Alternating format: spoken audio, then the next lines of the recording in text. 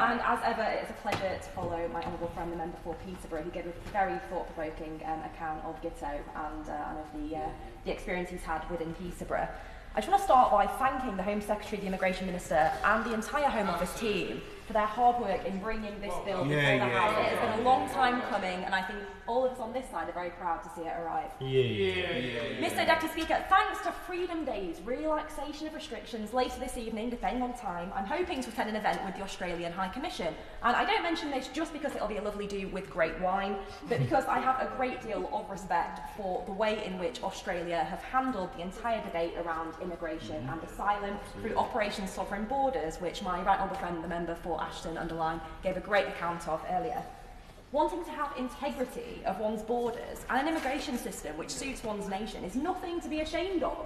And yet some out there would have you believe that it is not only shameful, but it's also thoroughly unpopular with the public. I mean, that is not my experience. Shall we just remember the general election of 2019, in which one party stood on a manifesto promising to tackle immigration as a key tenet of that manifesto. Which party was it? Well, it is the one that is represented on these benches right now. And may I say, it is shameful to see so few Labour members on those benches opposite when they claim to represent people right across our nation.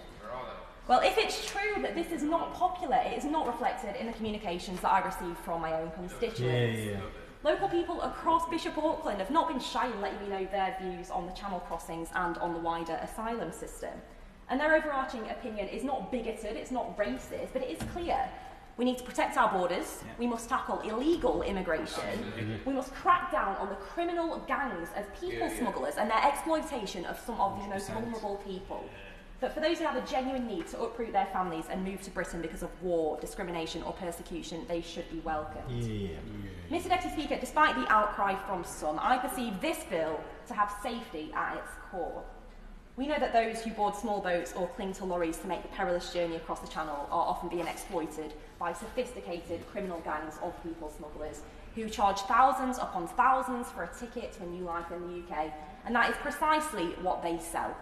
We heard it in the Home Affairs Select Committee, a carefully marketed image of a better life, with some even posting adverts on Facebook and TikTok featuring pictures of luxury cruise liners and promotional videos of what a glamorous life in London people will lead. Now, I will never, ever criticise someone for wanting to lead a better life, but these lying criminals exploiting people for profit, I will always condemn and condemn without any apology.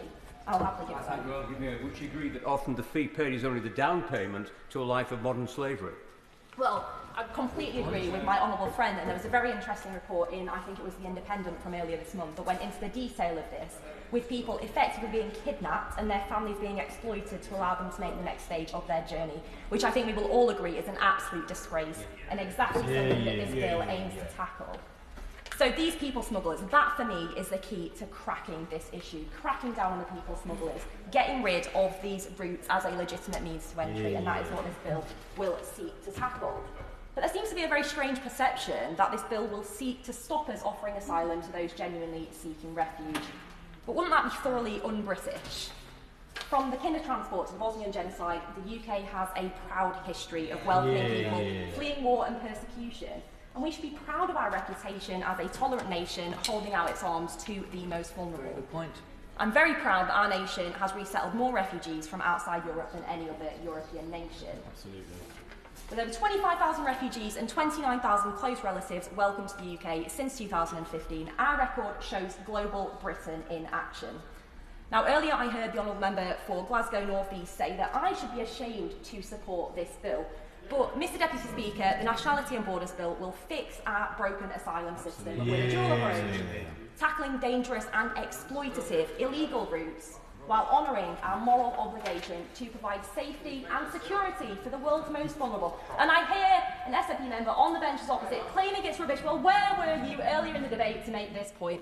That is why I will be proudly and unapologetically voting for this bill tonight.